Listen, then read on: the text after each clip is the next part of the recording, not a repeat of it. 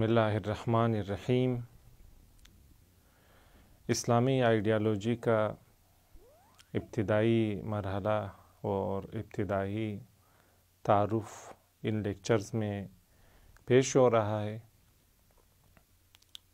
عرض ہوا کہ اسلامک آئیڈیالوجی اور اسلامی نظام زندگی کچھ بنیادی نظریات اور اعتقادات پر قائم ہے جنہیں اصطلاحاً اصول دین کہا جاتا ہے، اور اصول دین میں سب سے بنیادی نظریہ جو اسلامی نظام زندگی اور اسلامی تعلیمات کا بنیادی ترین نقطہ اور بنیاد ہے وہ توحید ہے۔ توحید میں دو باتیں شامل ہیں۔ پہلی بات یہ کہ اس کائنات کا کوئی خالق اور بنانے والا خدا موجود ہے جسے اسلام اللہ کا نام دیتا ہے، اور دوسری بات یہ کہ وہ خالق، وہ خدا ایک اور فقط ایک ہے۔ ان دو نکات اور دو نظریات کا مجموعہ توحید کہلاتا ہے۔ پچھلی بحثوں میں خدا کے وجود پر جو دلائل ہیں اس مرحلے کے مناسبت سے پیش کی گئیں، اور وہ دلیل جس سے خدا کی وحدانیت، خدا کی یکتائی اور خدا کا ایک ہونا ثابت ہوتا ہے، وہ بھی پیش ہو چکا ہے۔ ان دو نکات کے بعد بحث صفات خدا کے بارے میں داخل ہوتی ہے، یعنی یہ جاننے کے بعد کہ کائنات کا ایک خالق ہے اور وہ خالق ایک ہے۔ اب اس کے بعد جتنی بحثیں توحید کے ضمن میں آتی ہیں وہ صفات خدا کے بارے میں ہیں، یعنی اللہ تعالیٰ کی کون سی صفات ہیں، کون سے کمالات وہ رکھتا ہے اور اس میں کون سی خوبیاں موجود ہیں۔ صفات خدا کی بحث توحید میں اور خدا شناسی میں ایک اہم بحث ہے، کیونکہ خدا کا وجود تمام ادیان اور تمام مذاہب مانتے ہیں۔ دنیا میں کوئی ایسا دین موجود نہیں جو عقیدہ خدا پر قائم نہ ہو۔ عیسائیت، ہندوازم، اسلام، یہودیت، زرتشتی، پارسی اور اس طرح کے جو سینکڑوں ادیان اس وقت دنیا میں موجود ہیں، وہ سب کے سب اس نقطے پر متحد و متفق ہیں کہ اس کائنات کا بنانے والا خدا موجود ہے۔ اسی بنیادی نقطے پر تمام ادیان متفق ہیں، اور اسی بنیادی نقطے سے ہی تمام ادیان اپنی تعلیمات کا سلسلہ شروع کرتے ہیں۔ لیکن خدا کے وجود کے بعد خدا کی صفات کے بارے میں جو بحثیں ہوتی ہیں اور جو نظریات ان ادیان نے اپنائے ہوئے ہیں، وہیں سے ان ادیان کا اختلاف شروع ہوتا ہے، اور وہیں سے اگر ہم غور کرنا شروع کریں اور عقلی دلائل کی روح سے ان صفات کا جائزہ لیں تو ہمیں دین حق معلوم کرنے میں مشکل پیش نہیں آئے گی۔ ہمیں واضح طور پر معلوم ہو جائے گا کہ ان بہت سارے ادیان میں سے کون سا دین اور کون سا مذہب برحق ہے اور ایک کامل مذہب ہے۔ خدا کی صفات کے بارے میں بہت ساری بحثیں موجود ہیں، بہت سارے سوالات موجود ہیں جو مختلف افراد کی طرف سے آتے ہیں۔ ایتھیسٹ، ملحد افراد بہت سارے سوالات اور اعتراضات کرتے ہیں خدا کی صفات کے بارے میں، بلکہ خدا کی صفات کے بارے میں ان کے بعض سوالات کا چونکہ بعض ادیان کی طرف سے انہیں درست جواب نہیں ملا، اور اسی کی وجہ سے وہ ملحد اور ایتھیسٹ بنے، کہ بعد کی بحثوں میں ان میں سے چند اہم سوالات کا ہم ذکر کریں گے۔ تو بہرحال یہاں تک بتانا یہ مقصود ہے کہ خدا کی صفات کی بحث ایک اہم بحث ہے، اور یہیں پر ادیان ایک دوسرے سے جدا ہوتے ہیں۔ پہلے نقطے پر تمام ادیان متفق ہیں کہ خدا موجود ہے، لیکن خدا کی صفات کون سی ہیں اور کیسی ہیں، یہاں سے ادیان میں فرق شروع ہو جاتا ہے۔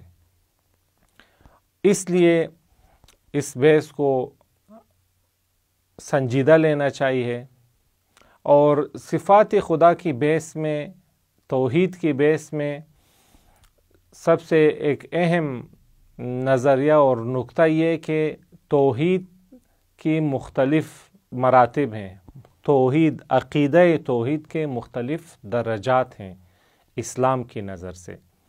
یہ درجات ہم بیان کر کے ابتدائی مرحلے کی حد تک ان کی وضاحت کریں گے اور ان کا تقابل کریں گے ان نظریات سے جو اسلام سے مختلف ہیں۔ توحید کے 4 درجات بیان کیے جاتے ہیں عقیدہ توحید کے، یعنی اللہ کو ایک ماننا۔ توحید کا یہی معنی ہے، اللہ کو ایک ماننا 4 درجوں میں اپنے آپ کو ظاہر کرتا ہے۔ سب سے پہلی بات اور سب سے پہلا توحید کا درجہ توحید ذاتی کہلاتا ہے۔ توحید ذاتی یعنی خدا کی ذات ایک اور فقط ایک ہے، یعنی کائنات میں 2 یا 2 سے زیادہ خدا موجود نہیں، خدا فقط اور فقط ایک ہے۔ ذات خدا کو ایک ماننا توحید ذاتی کہلاتا ہے۔ توحید یعنی ماننا، تسلیم کرنا، یہ علم پیدا کرنا۔ تو پہلے مرحلے میں جب انسان یہ علم، یہ آگاہی پیدا کرتا ہے کہ خدا خالق کائنات ایک ہے، اس ماننے کو کہتے ہیں توحید ذاتی۔ پس خدا ایک ہے، یعنی خدا 2 یا 2 سے زیادہ نہیں ہے۔ یہ ماننا کہ خدا کا کوئی شریک نہیں ہے۔ خدا نے جو یہ کائنات بنائی ہے، اللہ تعالیٰ نے جو ان بے شمار مخلوقات کو خلق کیا ہے، پیدا کیا ہے، ان کاموں میں اللہ کا کوئی شریک نہ تھا اور نہ ہے، نہ ہی ہو سکتا ہے۔ ممکن ہی نہیں کہ اللہ کا کوئی شریک ہو، ممکن ہی نہیں کہ اللہ 2 ہوں یا 2 سے زیادہ ہوں، ممکن ہی نہیں کہ اللہ جیسا، اللہ کی مثل و مانند کوئی اور ہستی کائنات میں موجود ہو۔ یہ چیزیں محال ہیں، ناممکن ہیں۔ ان باتوں کا ادراک، ان باتوں کو تسلیم کرنا، ان نظریات کو قبول کرنا توحید ذاتی کہلاتا ہے۔ پس توحید ذاتی یعنی ان نکات کو ماننا کہ اللہ ایک ہے، اس کا کوئی شریک، اس کی کوئی مثل و مانند موجود نہیں، وہ فقط اور فقط ایک ہے۔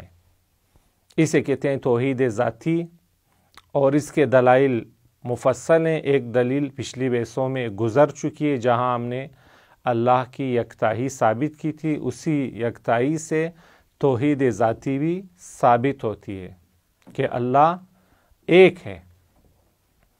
جہاں عرض ہوا کہ دلیل نظم سے یہ ثابت ہوتا ہے کہ کائنات میں موجود نظم چونکہ ایک نظام کو دکھا رہا ہے، کائنات کی مختلف اشیاء میں، مختلف موجودات میں چونکہ ایک نظام قائم ہے، تو اس ایک نظام کا ناظم بھی یقیناً ایک ہے۔ اس کی تفصیلات پچھلے لیکچرز میں گزر چکی ہے۔ تو اس سے ثابت ہوتا ہے کہ خالق کائنات ایک اور فقط ایک ہے۔ اسی بحث سے توحید ذاتی بھی ثابت ہو جاتی ہے۔ توحید ذاتی ثابت ہونے سے ہم دیکھ لیتے ہیں کہ ثابت ہو جاتا ہے کہ باقی ادیان جو اس کے مخالف نظریہ رکھتے ہیں وہ حق و حقیقت پر مبنی نہیں ہیں۔ مثلا ہم دیکھتے ہیں کہ کئی ادیان 2 خدا پر عقیدہ رکھتے ہیں، یا مثلا عیسائیت 3 خداؤں پر عقیدہ رکھتی ہے، جسے وہ عقیدہ تثلیث کہتے ہیں یا ٹرینیٹی کا عقیدہ کہتے ہیں۔ وہ کہتے ہیں خدا 3 ہیں، خدا ایک بھی ہے اور ایک ہونے کے ساتھ ساتھ 3 خدا بھی ہیں۔